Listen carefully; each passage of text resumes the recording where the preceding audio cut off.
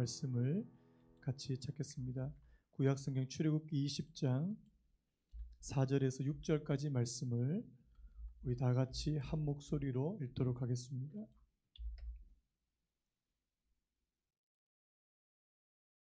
출애굽기 20장 4절에서 6절까지 우리 세 절 말씀 우리 함께 읽겠습니다. 시작. 너를 위하여 새긴 우상을 만들지 말고 또 위로 하늘에 있는 것이나 아래로 땅에 있는 것이나 땅 아래 물 속에 있는 것의 어떤 형상도 만들지 말며 그것들에게 절하지 말며 그것들을 섬기지 말라.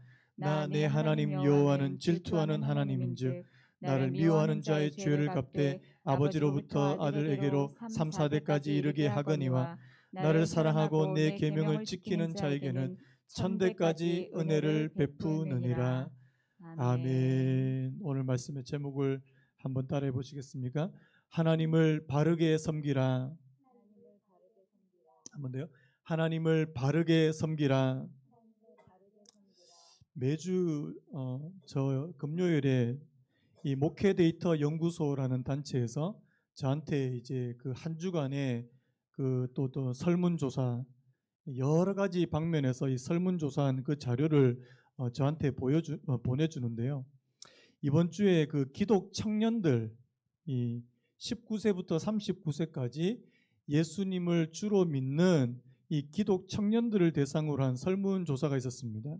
주제가 뭐냐니까 한국 사회는 어떤 사회인가라는 그런 주제로 이제 여러 가지 이제 질문을 했는데요. 그 대답이 참 이렇게 의미심장한데요. 자, 이 기독 청년들, 이 19세부터 39세까지 기독 청년들이 우리 사회를 어떻게 바라봤냐니까 우리 사회는 돈이 최고야라는 인식이 지배하고 있다. 이 답의 92%, 뭐 거의 대부분이라고 말할 수 있는데요. 92%가 이 말에 동의했다는 사실입니다. 자본주의 사회니까 어쩔 수 없다고 말할 수 있지만 다른 어떤 나라에 비해서도 이 비율이 굉장히 높다고 합니다. 이 정도면 인간다운 삶을 살기 위해 돈이 필요하다고 말하기보다는 돈 자체가 이제 욕망의 대상이 되는 그런 상태라고 볼 수 있는데요.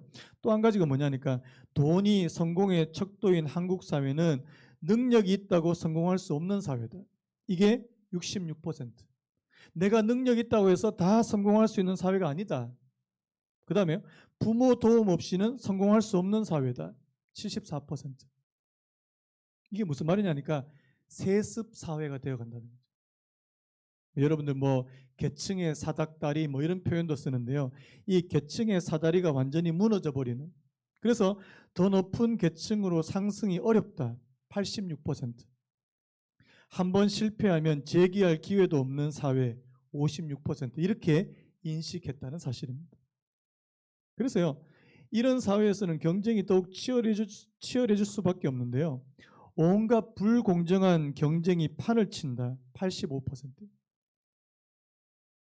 착한 사람이 손해보는 사회 85%. 저는 참 마음이 아팠습니다. 그리고 실제로 우리 한국 사회가 이렇게 흘러간다는 것이 이제 좀 체감이 되거든요. 그래서 여러분 이 돈이 최고인 사회에서 기독 청년들의 이 개인적인 관심사 1위가 뭘까요? 당연히 경제적인 여유예요. 하나님을 믿는다고 말하는 이 기독 청년들의 제1 관심사는 하나님이 아니고요. 경제적인 여유입니다. 48%. 그 다음에 안정적인 일자리 취업이 27%. 주택, 부동산 22%. 여러분 이 안타깝게도 기독 청년들의 관심사 중에서 종교, 뭐 기독교, 신앙 이게 8위입니다. 8위.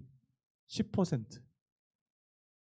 여러분 먹고 살기 바쁜데 하나님은 뒷자리로 물러나는 거 아닙니까? 우리가 살고 있는 지금 이 사회가 우리로 하여금 더욱더 이 돈을 추구하게 만들고 돈에 의지하도록 만들어 간다는 생각이 드는 겁니다. 여러분 가난은요 요즘 이제 더 이상 가난은 고상한 가치가 아닙니다. 가난은 실패라고 그렇게 생각한다는 사실입니다. 그래서 돈이 좀 있으면 우쭐해지고 돈이 없으면 기가 죽고 자신은 실패한 인생이라고 그렇게 생각하기가 너무나도 쉽다는 사실입니다.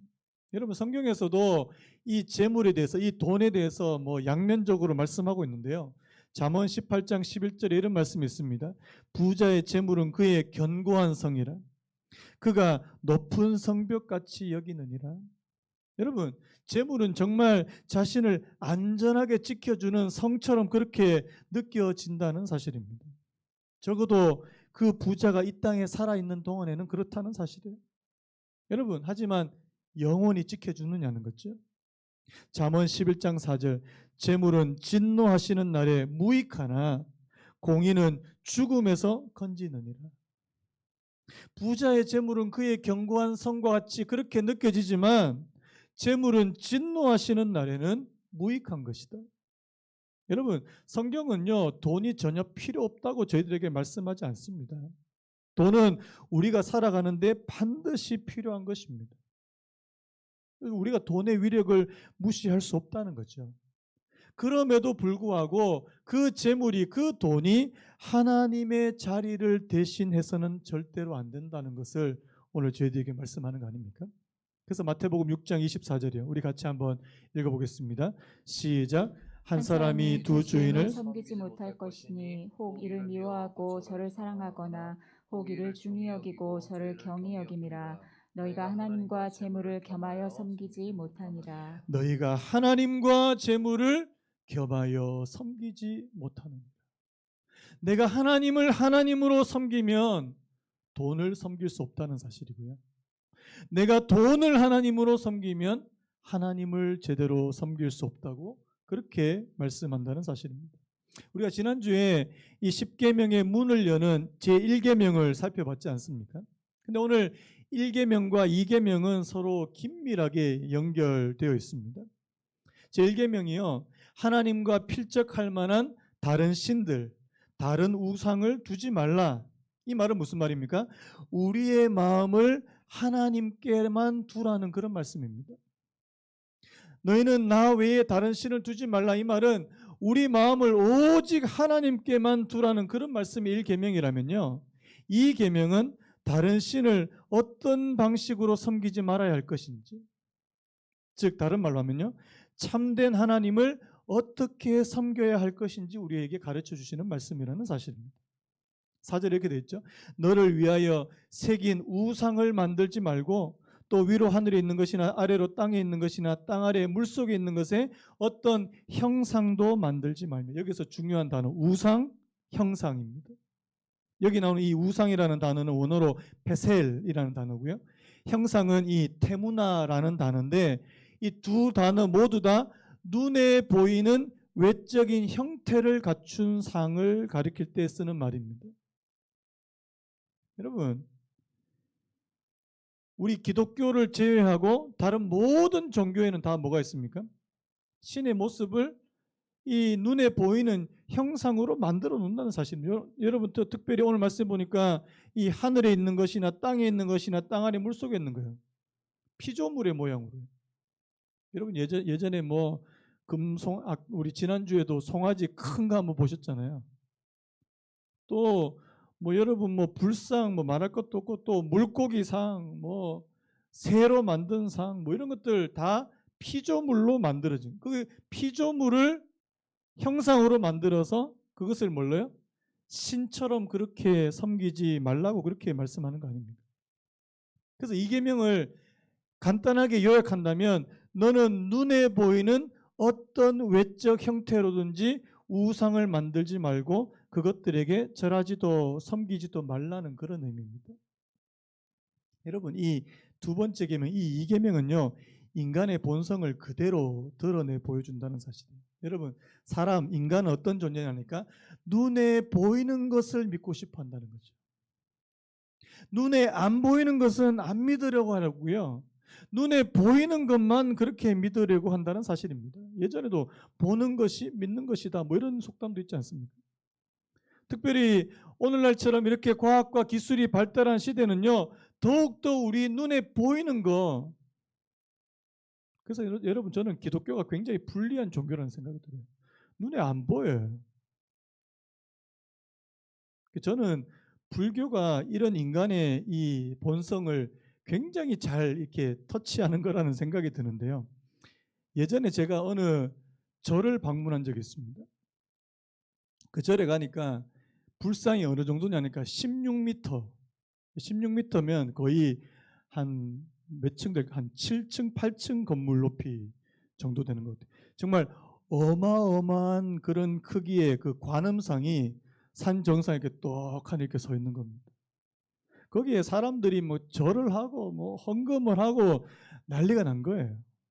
제가 유심히 본 게 있는데요. 그 큰 관음상 주변에 이제 줄을 매 가지고 이제 뭐를 달아놓냐니까 이 노란 리본을 달아놨는데요. 그 노란 리본에다가 뭘 적어놨냐니까 자신의 이제 소원, 우리는 뭐 기도 제목 적는다 그러는데 거기는 소원을 적는데 아주 적나라하게 적어놨습니다. 예를 들면 이런 거예요. 대박 나게 해주세요. 무병장수, 대학 합격. 우리는 우리처럼 이렇게 둘러서도 이야기하지 않습니다. 우리는 그래도 하나님의 나라와 그 일을 그러면서 우리 마음속에 또 우리 소원을 갖고 있지만 불교 신자들은 너무 솔직해요. 아, 사업 대박 나게 해주세요. 대학 합격, 무병장수. 그거 이루어지기 위해서 그렇게 열심히 그렇게 기도하는 거 아닙니까? 거기서 또 어마어마한 크기의 그 관음상 앞에서 그렇게 뭔가 빌어야지 자기 소원이 이루어질 것 같은 이 눈에 보이는 것에요. 여러분, 눈에 보이는 것에 마음을 빼앗기기가 쉬운 것이 우리 인간의 본성인데요. 여러분, 오늘 뭐 출애굽기에 나오는 이 이스라엘 백성도 눈에 보이는 것에 마음이 빼앗기기가 얼마나 쉽습니까? 여러분 잘 아시는 그 출애굽기 32장에 끔찍한 사건이 하나 나오죠. 그게 뭡니까? 금송아지 사건이요. 출애굽기 32장 4절에요. 아론이 그들의 손에서 금고리를 받아 부어서 조각칼로 새겨 송아지 형상을 만드니 그들이 말하되 이스라엘아 이는 너희를 애굽 땅에서 인도하여 낸 너희의 신이로다 하는지라. 여러분 지금 우리가 지금 출애굽기 20장 하고 있는데 이들이 시내산에서 하나님께서 직접 말씀하시는 그 십계명의 말씀을 들었잖아요. 그 들은 지 얼마 되지 않아서 32장에 뭐 만듭니까? 송아지 형상. 우상 만들지 말라는 말씀을 한 지가 뭐 잉크 마른 지 얼마 안 됐어요. 그런데 모세가 잠시 자리를 비우는 사이에 이 금송아지 만들었다는 거 아닙니까? 그리고 뭐라고 말합니까? 이것이 바로 우리를 애굽에서 인도해낸 신이다.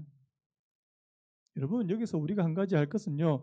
우리 마음에 진짜 하나님의 은혜로 충만하지 않으면 우리는 어디에 마음이 빼앗기기 쉽다고요? 눈에 보이는 것에 마음이 빼앗기기 쉽다는 사실입니다. 앞에서 제가 돈 이야기도 했지만요.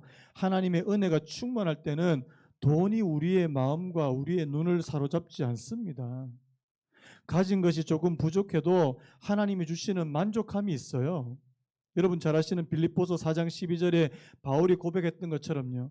나는 비천에 처할 줄도 알고 풍부에 처할 줄도 알아. 모든 일 곧 배부름과 배고픔과 풍부와 궁핍에도 처할 줄 아는 일체의 비결을 배웠노라. 한번 따라해 보실까요?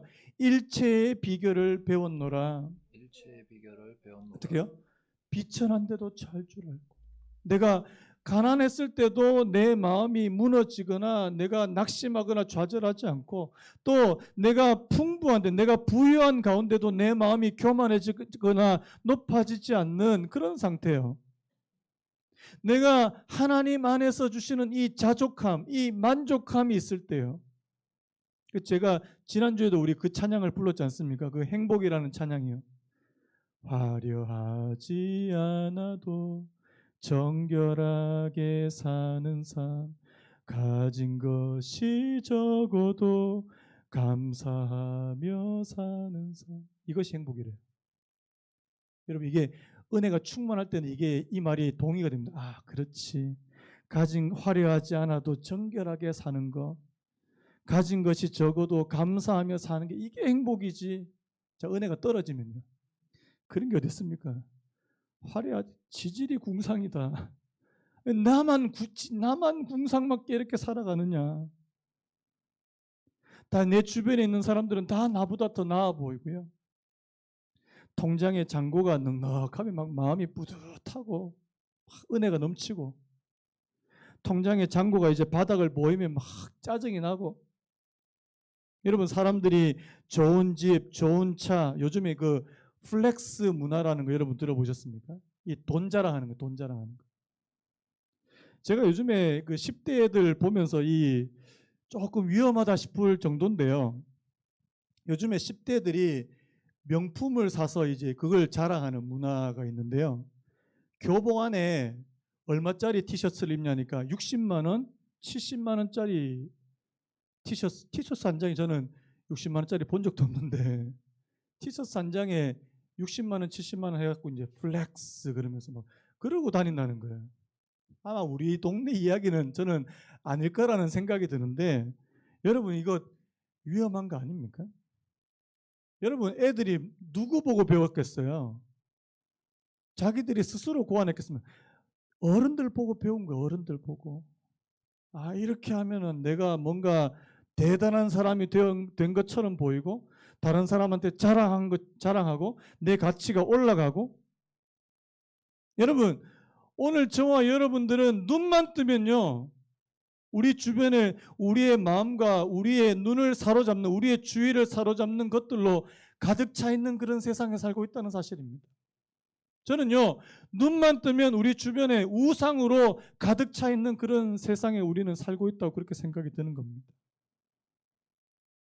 여러분, 애들이 엄마한테 나 60만 원짜리 티셔츠 사줘. 그러면 이제 등골 완전히 휘어지는 거 아닙니까? 자, 그렇다면요. 자, 오늘 우리가 이 말씀, 이 두 번째 계명에서 좀 생각해야 될 중요한 포인트 한 가지가 있는데요. 하나님은 왜 어떤 형상도 만들지 말라고 하셨냐 하는 부분입니다. 제가 이 부분에서 그 강영한 교수님, 그 이제 지금 미국 켈빈 신학교 그 철학과 교수님인데요. 이 강영한 교수님의 이 두 가지 이 동기에 대해서 아주 저도 이게 너무 이렇게 동의가 되는 그런 두 가지 동기가 있었습니다. 이 강영한 교수님이 인간이 신의 형상을 만드는 이 두 가지 중요한 동기가 있다고 그렇게 말했거든요. 하나가 뭐냐니까 이 고정 동기입니다. 제가 번역한 단어인데요. 거기는 이렇게 영어로만 돼 있더라고요. localization, motif 이렇게 돼 있더라고요. 그래서 제가 우리 성도님들한테 이 아침부터 영어 하면은 막 짜증 나실 것 같아서 제가 한글로 번역했습니다. 고정 동기. 이게 뭔지 제가 설명드릴게요. 또 한 가지는 조종 동기입니다. 한번 따라해 보시기 바랍니다. 고정 동기, 고정 동기, 그 다음에 조정 동기. 조정 동기. 이 고정 동기에 대해서 이 강 교수님이 이렇게 설명하신 거 한번 들어보시기 바랍니다. 섬기는 신이 어디 있는지 확실하게 모르면 섬기는 사람이 불안해질 수 있습니다. 저는 이게 너무 통찰력 있는 그런 글이라고 생각이 되는데요. 다시 한번요. 섬기는 신이 어디 있는지 확실하게 모르면 섬기는 사람이 불안해질 수 있습니다. 어떠한 장소를 정해서 고정시키고자 하는 동기입니다. 내가 섬기는 신을 한 곳에 두면 내가 확실하게 볼 수 있고 섬길 수 있습니다. 저는 이게 너무 굉장히 중요한 통찰이라는 생각이 들어요. 여러분, 형상을 가진 종교는 모두 이런 동기를 가지고 있다는 사실이에요. 자신들이 원하는 장소, 자신들이 원하는 시간에 그 형상을 거기다가 고정시켜 놓는 로컬라이제이션 하는 거예요. 이걸 뭐 다양하게 뭐 한정, 국한 뭐 이렇게 번역할 수도 있지만 저는 고정이라고 번역했는데요. 로컬라이제이션입니다. 그 한 곳에다 거기다가 딱 심어 두는 겁니다. 여러분, 우상으로 만들어서 그 장소, 그 시간에 그 장소에다 두면 다른 장소에 있을 수 있을까 없을까요? 없다는 사실입니다. 한 장소였으면요, 동시에 다른 장소에는 절대 있을 수 없다는 사실이에요. 저는 이 글을 읽으면서 무슨 생각이 든 줄 아십니까? 혹시 우리 성도님들 가운데 하나님도 이렇게 생각하는 분이 혹시 계시지 않을까라고 그렇게 생각하니까 되게 아찔하더라고요. 여러분, 하나님은 예배당에만 계십니까? 진짜 그렇게 생각할까 봐 저는 겁나더라고요. 하나님 예배당에만 계셔. 그래서 예배당 안 가면 하나님 안 계셔. 그렇게 생각하면 큰일 나는 거 아닙니까?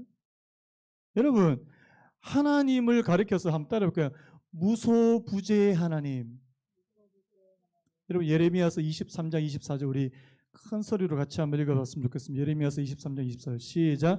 여호와의 말씀이니라 사람이 내게 보이지 아니하려고 누가 자신을 은밀한 곳에 숨길 수 있겠느냐? 여호와가 말하노라 나는 천지에 충만하지 아니하냐. 한번 따라 보시기 바랍니다. 나는 천지에 충만하지 아니하느냐. 충만하지 아니하냐.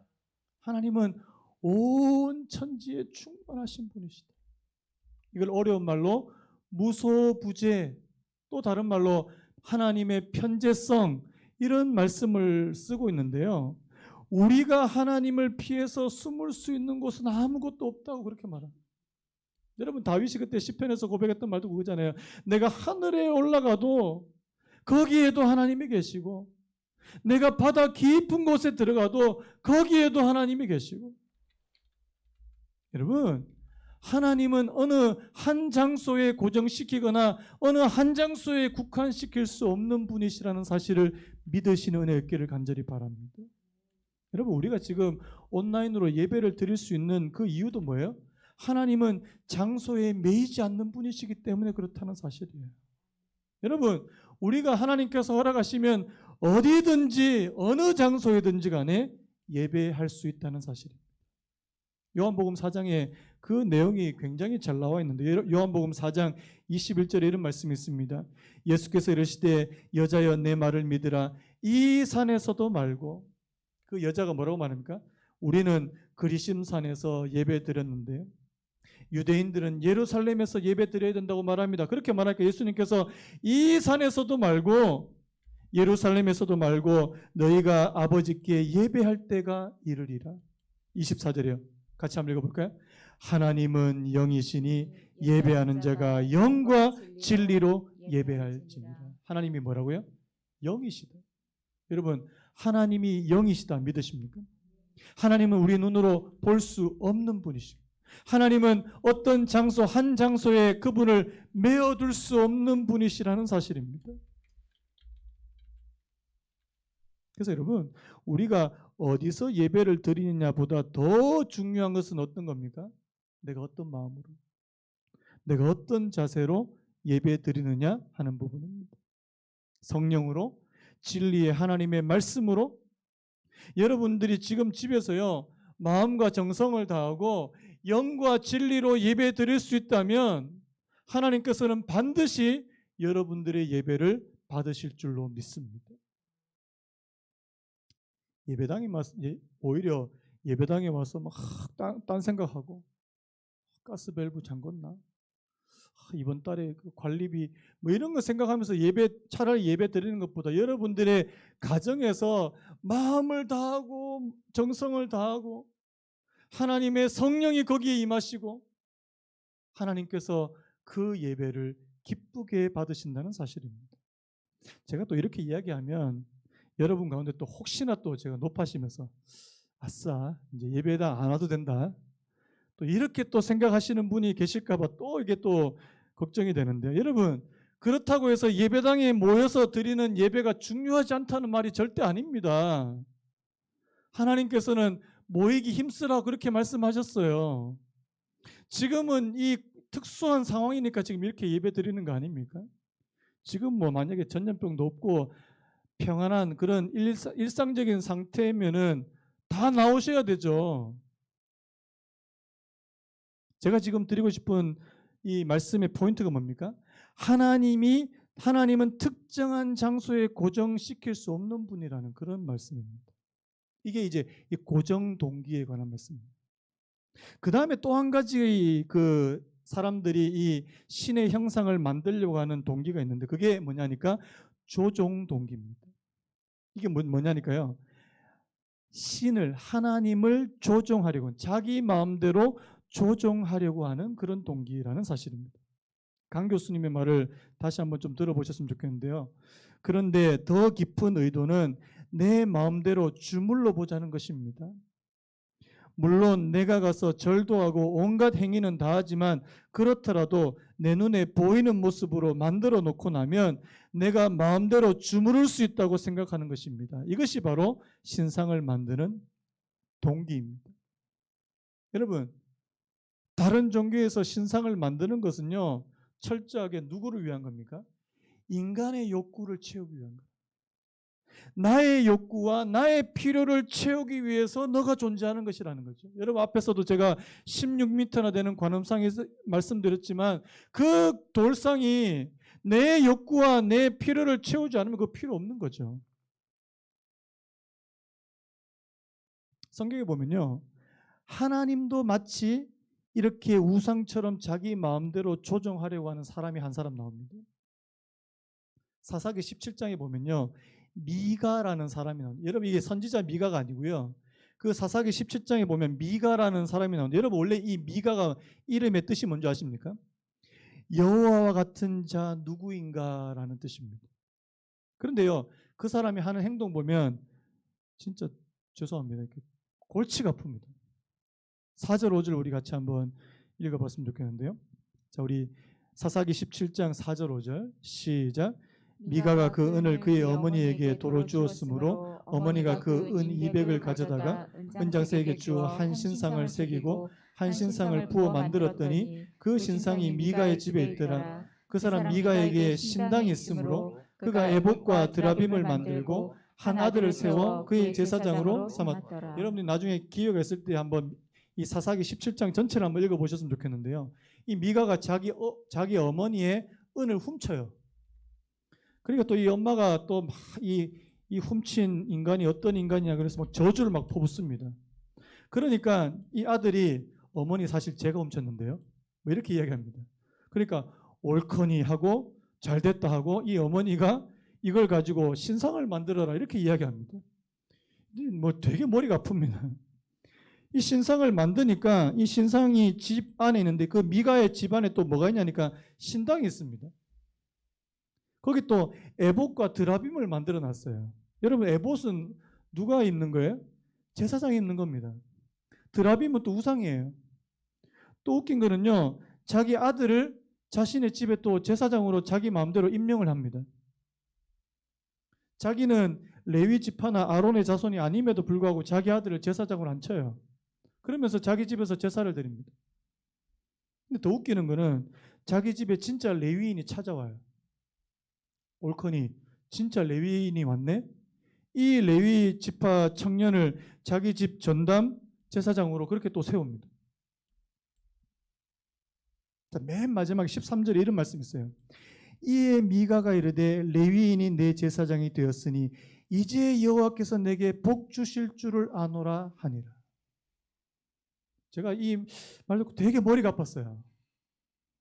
아니, 은으로 자기 마음대로 신상을 만들고 뭐 드라빔도 있고 뭐 자기 마음대로 또 에봇을 만들고 자기 아들을 또 제사장으로 삼다가 또 레위 지파 청년이 오니까 자기 제사장으로 삼고 이제는 하나님께서 내게 복을 주실 거다. 여러분, 복 주시겠습니까? 이 뭡니까? 하나님을 자기에게 복 주시는 그런 수단으로요. 내가 이렇게 하면 하나님 내한테 복 주시겠지. 자, 안 주면 하나님으로 믿겠습니까? 안 믿겠습니까? 안 믿는 거죠. 여러분, 오늘 저와 여러분들이 하나님을 이렇게 생각하면 진짜 곤란한 거 아닙니까? 내가 뭐 내 마음대로 이렇게 하고 이렇게 해놓으면 이제 하나님 내게 그냥 와서 복 주시겠지. 내가 그냥 적당하게 하면 하나님께서 내게 복 주시겠지. 여러분, 기독교가 지금 왜 이렇게 위태하게 됐습니까? 하나님은 단지 내게 그냥 물질적인 복만, 현세적인 복만 주시는 분, 기복주의, 이것 때문에 지금 기독교가 망가진 거 아니냐고요. 여러분, 하나님을 우리의 마음대로 통제하거나 조종할 수 있는 분이십니까? 여러분, 만약에 우리가 그렇게 생각한다면 하나님을 우상과 조금도 다르지 않게 생각하는 것이라는 사실이에요. 여러분, 하나님은 우리가 통제할 수 있는 분이 아니라는 사실입니다. 사도행전 17장 24절 25절 우주와 그 가운데 있는 만물을 지으신 하나님께서는 천지의 주제신이 손으로 지은 전에 계시지 아니하시고 또 무엇이 부족한 것처럼 사람의 손으로 섬김을 받으시는 것이 아니니 이는 만민에게 생명과 호흡과 만물을 친히 주시는 이심이니라. 하나님은 온 만물을 지으시고 창조하신 창조주시며 천지의 주인이시다. 믿으십니까? 우리에게 생명과 호흡과 만물을 친히 주시는 이시다. 믿으시냐고요? 그 하나님이 내가 이렇게 한다고 하나님께서 이렇게 그렇게 조종당하시는 분이 아니라는 사실입니다. 여러분, 하나님은 우리의 조종의 대상이 아니라 우리의 경외의 대상이라는 사실을 믿으시기 바랍니다. 그렇다면요, 오늘 이 둘째 계명이 우리에게 가르치는 포인트를 제가 간략하게 두 가지만 제가 말씀드리고 오늘 말씀을 좀 마무리하려고 하는데, 첫 번째 한번 따라해 보시기 바랍니다. 하나님은 보이는 방식이 아니라 말씀으로 임재하시는 분이시다. 자, 우리 신명기 4장 12절 13절 같이 읽겠습니다. 시작. 여호와께서 불길 중에서 너희에게 말씀하시되 음성뿐이므로 너희가 그 말소리만 듣고 형상은 보지 못하였느니라. 여호와께서 그의 언약을 너희에게 반포하시고 너희에게 지키라 명령하셨으니 곧 십계명이며 두 돌판에 친히 쓰신 것이라. 여러분, 이스라엘 백성들 누구도요 하나님을 눈으로 보지 못했습니다. 심지어 모세도요 하나님의 영광의 일부분만 봤다고 그렇게 성경은 말씀하지 않습니까? 여러분, 기독교는 뭔가를 보는 종교가 아니고요 듣는 종교라는 사실입니다. 하나님께서 말씀하시는 그 말씀을 들음으로 하나님의 살아계심, 하나님의 역사하심을 알게 되더라는 사실입니다. 여러분, 우리의 믿음도 어디서 난다고요? 들음에서 난다. 믿으십니까? 그 들음은 바로 하나님의 말씀을 들음에서부터 우리의 믿음이 생긴다. 그렇게 말씀하지 않습니까? 여러분, 예수님께서도 부활 후에 그 의심 많은 도마, 내가 예수님의 그 못자국 난 손과 그 옆구리를 만져보지 않고서는 내가 도무지 믿지 못하겠다고 하신 그 도마에게 뭐라고 말씀하셨냐니까. 요한복음 20장 29절에 예수께서 이르시되 너는 나를 본고로 믿느냐 보지 못하고 믿는 자들이 복되도다. 여러분, 사실 사람들이 볼 수 있게 이 땅에 오신 하나님이 바로 예수님 아닙니까? 그런데요, 예수님 당시 사람들이 우리 생각에는 예수님 당시 사람들이 얼마나 축복받은 사람입니까? 왜? 하나님을 볼 수 있게 그렇게 나타나신 분이 예수님이신데요. 그런데 모든 사람들이 다 예수님 믿었습니까?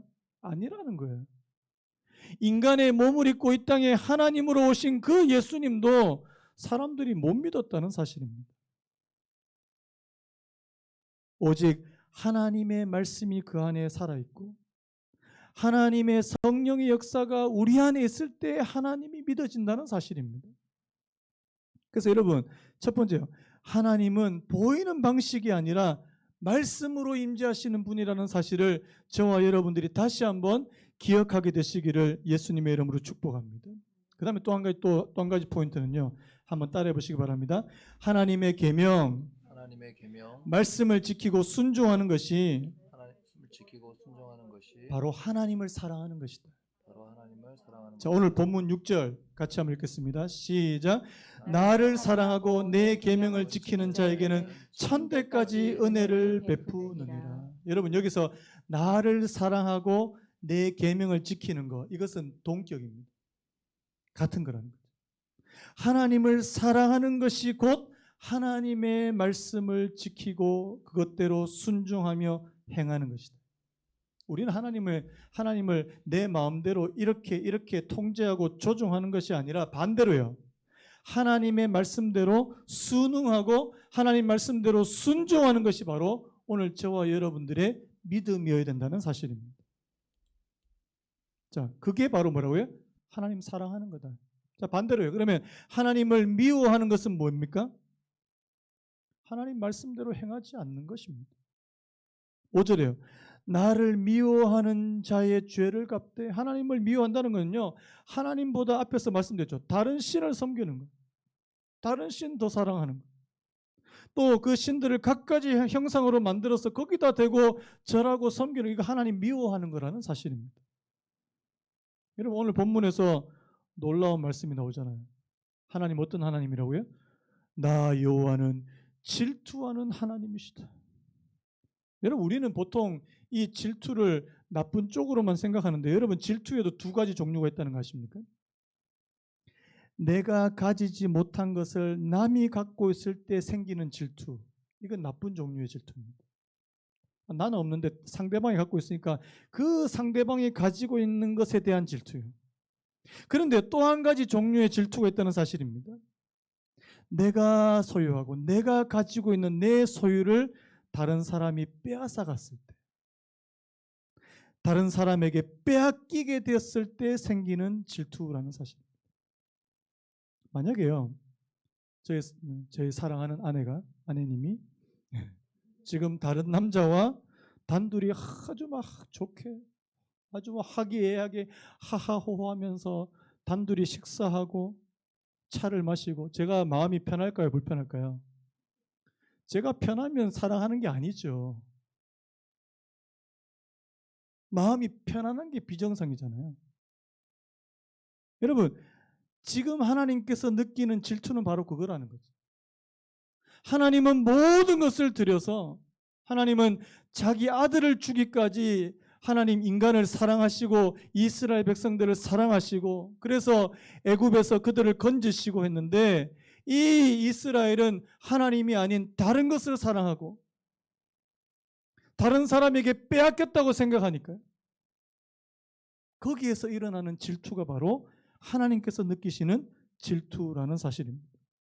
이사야서 42장 8절, 나는 여호와이니 이는 내 이름이라, 나는 내 영광을 다른 자에게, 내 찬송을 우상에게 주지 아니하리라.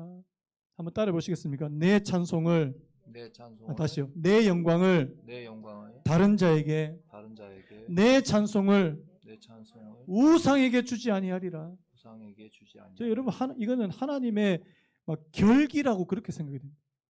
내 영광을 다른 자에게, 내 찬송을 우상에게 주지 아니할 것이다. 나는 그런 하나님이다. 여러분, 오늘 이 말씀을 보시면서 여러분, 하나님께만 마땅히 돌려드려야 될 영광이에요. 하나님께만 마땅히 돌려야 될 그런 찬송이에요. 하나님께서 받으셔야 될 그 사랑을 하나님 앞으로 돌려드릴 수 있는 저와 여러분들 되시기를 예수님의 이름으로 축복합니다.